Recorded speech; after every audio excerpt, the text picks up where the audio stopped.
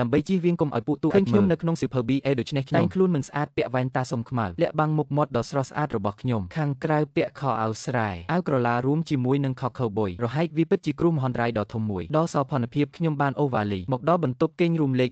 307ខ្ញុំបានគោះទ្វារប៉ុន្តែគ្មានអ្នកណាឆ្លើយទេទើបខ្ញុំយកកូនសោបើកទ្វារសាកសមជាកន្លែងស្នាក់នៅរបស់ពួកទូឯកមែនដុំនេះអាចនិយាយបានថាប្រណេតថ្នាក់ខ្ពស់គឺសម្រាប់មនុស្ស4នាក់ទីធ្លាក្នុងបន្ទប់មានទំហំធំណាស់មានទូទឹកកកម៉ាស៊ីនបោកគក់និងថែមទាំងមានទូខោអាវធំសម្រាប់គ្រប់គ្នាទៀតគ្រែរបស់ពួកគេត្រូវបានគេរៀបចំហើយឈុតគ្រែទាំង3សុទ្ធជាក្រណាត់សូត្រពិតមានអារម្មណ៍ទន់លងខ្លាំងពេលប៉ះខ្ញុំបើកវ៉ាលីរបស់ខ្ញុំយកសម្លៀកបំពាក់ចេញមកដាក់របស់របរចូលក្នុងទូខោអាវម្ដងមួយត្រូវហើយតាអត្តសញ្ញាណរបស់ខ្ញុំជាអ្វីចុះឪពុកម្ដាយនៅក្នុងពិភពនេះខ្ញុំគិតថាខ្ញុំគ្រាន់តែជាមនុស្សអ៊ុនភីសុយប៉ុណ្ណោះប៉ុន្តែគូគ្មានសំបីប្រវត្តិគ្រួសារទេ System បានតបថាស្លាប់ហើយតើខ្ញុំញ៉ាំស្អីទៅលុយបន្តិចក៏គ្មានដូចចាត់អាហារតាមណា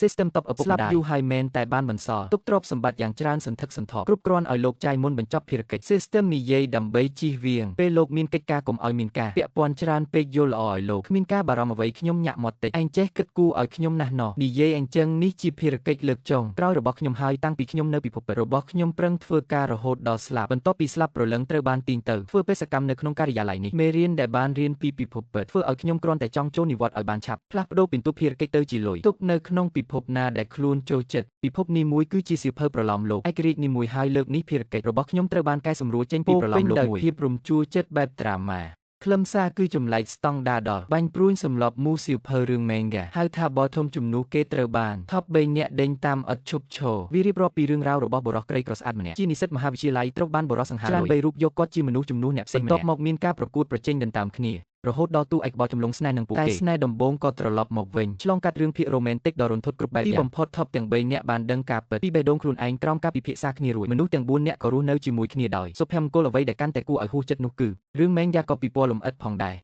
ក្នុងមួយសប្តាហ៍ថប់ម្នាក់នឹងណាត់ជួបតួអង្គបោចំ2ដងសល់មួយថ្ងៃគឺជាពេលថ្ងៃទំនេរតួឯកបោចំអាចជ្រើសរើសនៅម្នាក់ឯងឬនៅកន្លែងណាមួយឬជាមួយថប់ណាមួយបន្ទាប់មកធ្វើរឿងដែលមិនអាចពិពណ៌នាបានពេលខ្ញុំគិតអំពីវគ្គនេះម្ដងគួរឲ្យភ័យខ្លាចខ្លាំងណាស់រហូតដល់ញ័រខ្លួនជាសំណាងល្អឈុតឆាកខ្ញុំមិនច្រើនទេគ្រាន់តែជាអ៊ុនភីសុយដែលជំរុញរឿងភាគដរាបណារឿងភាគត្រូវបានបញ្ចប់ឈានដល់ 90% ខ្ញុំអាចយកពិន្ទុចូលនិវត្តន៍ហើយនិយាយមកខ្ញុំបានមើលប្រវត្តិរូបរបស់តួអង្គសំខាន់ទី1ឈ្មោះកម្មករគឺ Duan Kainanគាត់ជាតារាល្បីប្រចាំសាលាក្រុមគ្រួសាររបស់គាត់មានទ្រព្យអំណាចល្អប៉ុន្តែមានចរិតឆេវឆាវមុខមាត់គាត់ដូចចម្លាក់នាំមកនៅស្ទីលឆេវឆាវនិងលយឆាយរបស់គាត់ធ្លាប់ជាមិត្តរួមថ្នាក់ស្នេហ៍ដំបូងហើយត្រូវបានស្នេហាដំបូងធ្វើឲ្យកក់ក្ដៅហេតុនេះលួចស្រឡាញ់ស្នេហាដំបូងយូរហើយគាត់ក៏ជាអ្នកដំបូងដែលបានរកឃើញតួអង្គបចំណែកថប់ទី2គឺ Sheng Chu ជាថៅកែលំដាប់ខ្លាំងទី50អនុត្តរភាពនៃក្រុមហ៊ុនទាំងអស់មានឋានៈខ្ពង់ខ្ពស់មានភាពក្រអឺក្រទុំពីកំណើតហើយសង្ហាទៀតផងអាកប្បកិរិយានឹងណហើយគាត់ធ្លាប់បងប្រុសអ្នកជិតខាងដែលស្នេហាដំបូងស្រឡាញ់បំផុតដោយសារតែការយល់ច្រឡំមួយចំនួនធ្វើឲ្យពួកគេមិនបាននៅជាមួយគ្នាក្រោយមកចោលទៅលើតួឯកបទធំវិញថប់ទី3ហៅថាសុងយេឈឺគ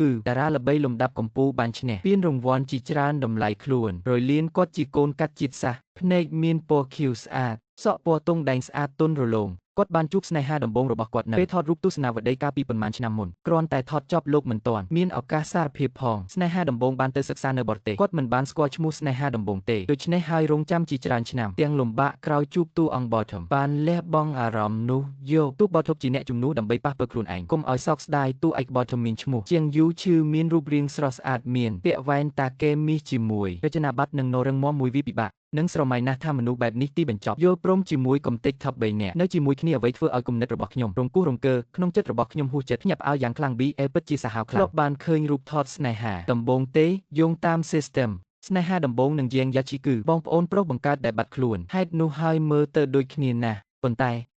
ែដើម្បីជៀសវាងកុំឲ្យពួកទូឃើញខ្ញុំនៅក្នុងសិភៅ BA ដូច្នេះខ្ញុំតែងខ្លួនមិនស្អាតពាក់វ៉ែនតាសុំខ្មៅលាក់បាំងមុខមាត់ដ៏ស្រស់ស្អាតរបស់ខ្ញុំខាងក្រៅពាក់ខោអាវស្រែអាវក្រឡារួមជាមួយនឹងខោខូវប៊ុយរហែកវាពិតជាគ្រោះមហន្តរាយដ៏ធំមួយដល់សោភ័ណភាពខ្ញុំបានអូវ៉ាលីមកដល់បន្ទប់គេងរូមលេខ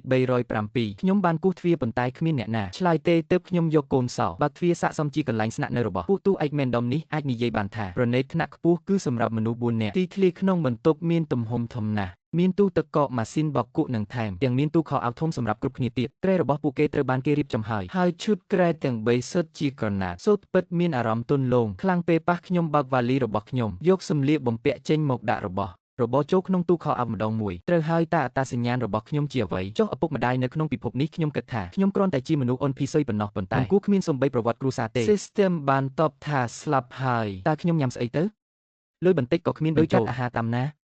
System Top ឪពុកម្ដាយស្លាប់យូរហើយមែនតែបានបន្សល់ទុកទ្រព្យសម្បត្តិយ៉ាងច្រើនសន្ធឹកសន្ធាប់គ្រប់គ្រាន់ឲ្យលោកចាយមុនបញ្ចប់ភារកិច្ច System និយាយដើម្បីជៀសវាងពេលលោកមានកិច្ចការកុំឲ្យមានការពាក់ព័ន្ធច្រើនពេកយល់ល្អឲ្យលោកគ្មានការបារម្ភអ្វីខ្ញុំញាក់មាត់តិចឯងចេះគិតគូរឲ្យខ្ញុំណាស់ណោះនិយាយអញ្ចឹងនេះជាភារកិច្ចលើកចុងក្រោយរបស់ខ្ញុំហើយតាំងពីខ្ញុំនៅពិភពពិតរបស់ខ្ញុំប្រឹងធ្វើការរហូតដល់ស្លាប់បន្ទាប់ពីស្លាប់ព្រលឹងត្រូវបានទាញទៅធ្វើបេសកកម្មនៅក្នុងការិយាល័យនេះមេរៀនដែលបានរៀនពីពិភពពិតធ្វើឲ្យខ្ញុំគ្រាន់តែចង់ចូលនិវត្តន៍ឲ្យបានឆាប់ផ្លាស់ប្ដូរពិន្ទុភារកិច្ចទៅជាលុយទុកនៅក្នុងពិភពណាដែលខ្លួនចូលចិត្តពិភពនេះមួយគឺជាសៀវភៅប្រឡំលោកឯករាជ្យនេះមួយហើយលើកនេះភារកិច្ចរបស់ខ្ញុំត្រូវបានកែសម្រួលចេញពីប្រឡំលោកមួយភាពរំជួលចិត្តបែបដ្រាម៉ាខ្លឹមសារគឺចម្លែកស្តង់ដារដល់បាញ់ព្រួញសម្រាប់មូសៀវភៅរឿង Manga ហៅថា Bottom ជំនួសគេត្រូវបាន Top 3នាក់ដេញតាមឥតឈប់ឈរវារៀបរាប់ពីរឿងរ៉ាវរបស់បុរសក្រីក្រស្អាតម្នាក់ជានិស្សិតមហាវិទ្យាល័យត្រូវបានបុរសសង្ហាលុយច្រើនបីរូបយកគាត់ជាមនុស្សជំនួសអ្នកផ្សេងបន្ទាប់មកមានការប្រកួតប្រជែងដណ្ដើមគ្នារហូតដល់ទូឯកបោចម្លងស្នេហ៍នឹងពួករូបរាងមើលទៅដូចគ្នាអីចឹងបែរលើនៅពីមុខខ្ញុំអាចស្គាល់គាត់បានគ្រាន់តែការកំណត់នៃរឿង Manga នេះប្រកាសជាមានបញ្ហាខ្លាំងមិនបានជាវាជាបន្ទប់សម្រាប់មនុស្ស4នាក់បែបនិយាយទេ Top ទី1តនឈីណានឹងទូឯកបោចម្យងយ៉ាជាប្រកាសជារស់នៅទីនេះហើយមានម្នាក់មួយទៀតធ្វើជាពេកក្រោនដើម្បីពួកគេហើយតែជាមិត្តរួមបន្ទប់របស់ខ្ញុំចុះបើបន្ទប់មានតែ2នាក់មិនកាន់ល្អអភិវឌ្ឍទំនាក់ទំនងហើយខ្ញុំនឹងមិត្តរួមបន្ទប់មកទីនេះធ្វើអ្វ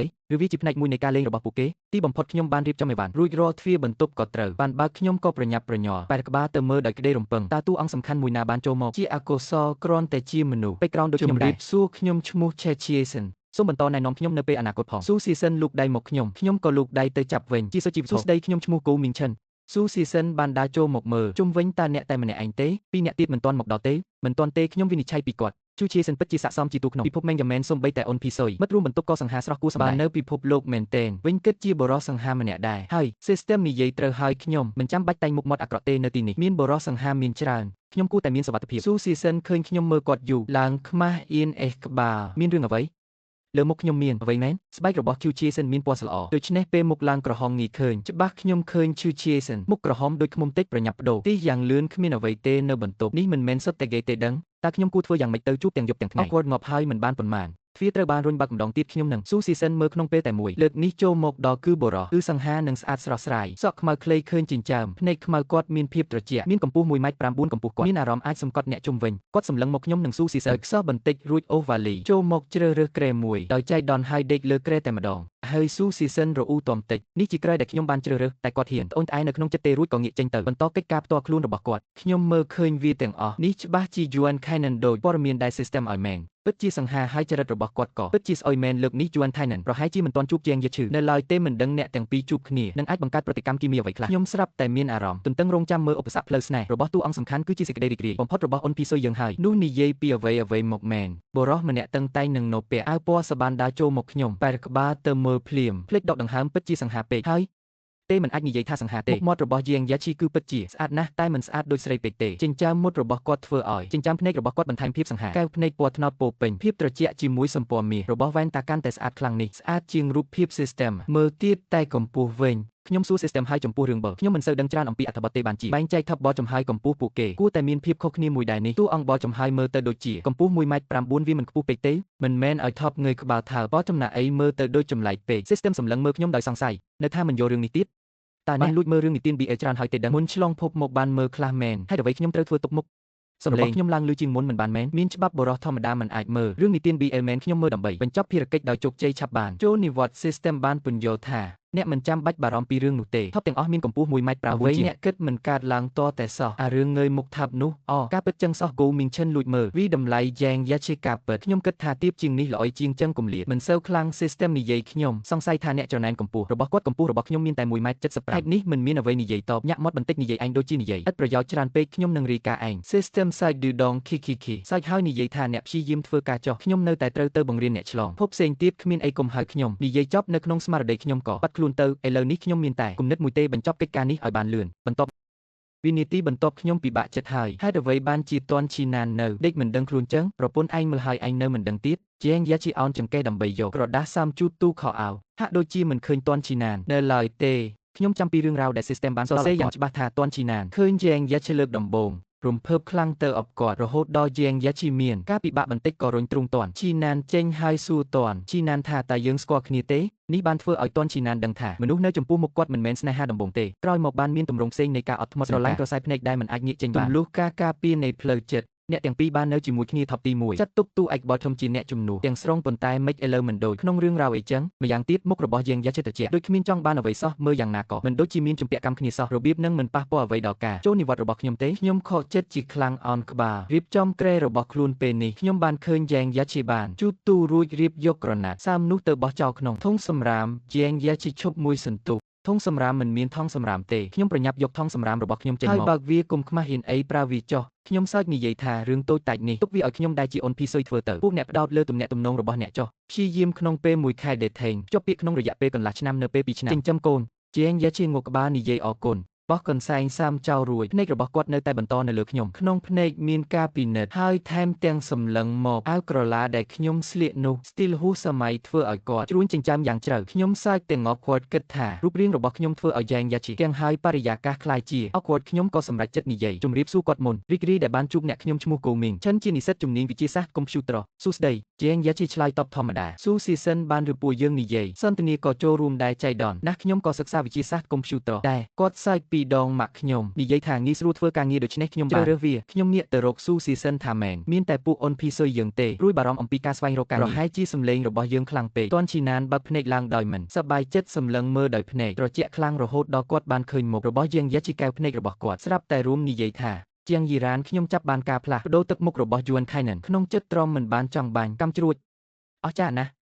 រឿងចាប់ដើមជាងយ៉ាជីបានកត់សម្គាល់ក្រសែភ្នែករបស់ទាន់ឈីណានគាត់ងាកមើលទៅខ្ញុំឃើញក្រសែភ្នែកទាំងពីរអ្នកជួបគ្នាក្នុងចិត្តទ្រាំមិនបានរំភើបណាស់ទីបំផុតប៉ះក្រសែភ្នែកគ្នាហើយប្រញាប់ឡើងភ្នែករបស់ជាងយូឈីប្រងើយកន្តើយមិនមែនដោយការគិតរបស់យួនថៃនឹងទេជាងយីរ៉ានគួរតែមានការរុះរាយទុនភ្លុនគាត់បានដឹងភ្លាមមនុស្សម្នាក់នេះមិនមែនជាជាងយីរ៉ានទេគ្រាន់តែមានរូបរាងស្រដៀងគ្នាតែគ្មានភាពតាក់ទាញតតែសោះគឺរបស់ខ្លាញ់យួនថៃនឹងដេកចុះម្ដងទៀតបិទភ្នែកវិញខ្ញុំចង់គៀងហើយតែប៉ុណ្្នឹងទេវាមិនគួរកាត់ឡើងអ្វីមួយទេជាងយ៉ាជីក៏ដកភ្នែកចេញដែរបន្តរៀបចំរបស់របររបស់ខ្លួនឯងអារម្មណ៍ខ្ញុំបច្ចុប្បន្នគឺដូចជាជិះរទេះលើភ្នំអញ្ចឹងវាពិបាកប៉ុណ្ណាស៊ូស៊ីសិនឃើញអារម្មណ៍ខ្ញុំមិនល្អញញឹមលើកយោបល់មួយតោះទៅផ្សារទំនើបតូចមួយទៅមើលថាតើមានអ្វីដែលអ្នកត្រូវទិញឬអត់ដំបូងខ្ញុំក៏មិនចង់នៅក្នុងបន្ទប់ដែរជួនថៃនិនមើលទៅពិតកាច់ខ្លាំងពេកដែលធ្វើឲ្យខ្ញុំនៅទីនេះមិនហ៊ានដកដង្ហើមធំទេក៏មិនដឹងថាត្រូវដាក់ពាក្យសុំបដូរបន្ទប់ងាយស្រួលឬអត់ខ្ញុំទប់គឺជាសិនវិញដោយងក់ក្បាលល្អតោះទៅជាមួយគ្នាទុកពេលសម្រាប់ឲ្យតួអង្គដើម្បីឲ្យរឿងបានរីកចម្រើនទៅមុខដោយរលូនជាអកុសលគ្រោះថ្នាក់តែងតែកើតឡើងភ្លាមនោះ